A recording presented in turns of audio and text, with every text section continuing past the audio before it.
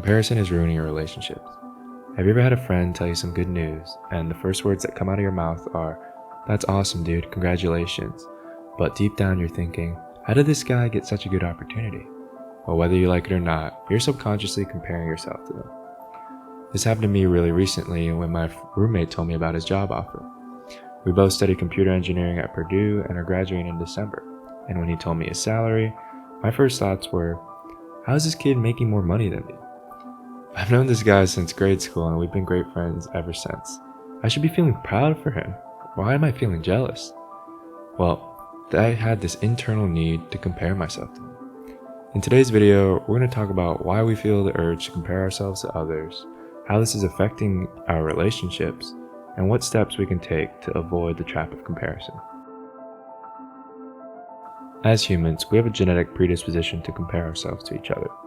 Think back to our caveman ancestors who needed to compare amongst themselves to ensure their survival. Those who appeared stronger were sent out to hunt, while those who didn't appear as strong, well, they stayed home. And with their increased survival rate, they passed this trait down to us. While we're no longer comparing ourselves to each other based on survival rate, we are still social creatures. We don't exist in our own bubbles. We interact with other humans on a daily basis, and during these interactions, we're gauging our own progress, success, and social value. Society has made comparison easier than ever. Metrics of success like wealth, appearance, and career achievements are constantly put on blast. Whether it's news outlets posting stories to generate clicks, people putting their perfect lives on Instagram, or even your parents telling you about that one successful cousin. We all have one of those. We're given ample opportunity to compare ourselves to the other, and everywhere we look, we are trying to compare ourselves. When the first thing you do is compare yourself to the people around you, you start feeling resentment and jealousy towards these people.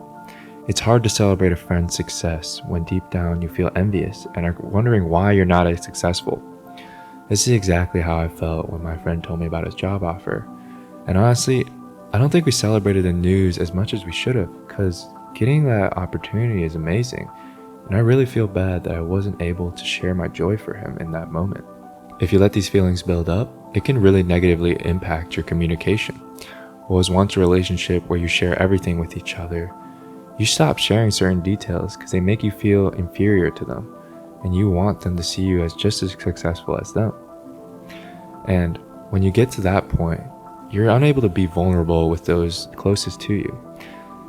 This ability to be vulnerable is crucial to building long-lasting relationships, and without it, you're just going to build superficial relationships, and nobody's ever going to understand you truly. At a certain point, you get too busy comparing yourself, and you forget the real reason you became friends in the first place. Your friend's character and personality hold nothing against the amount of money they make or the number of followers they have. Once you start seeing your friends as numbers and metrics instead of people, that friendship is ruined.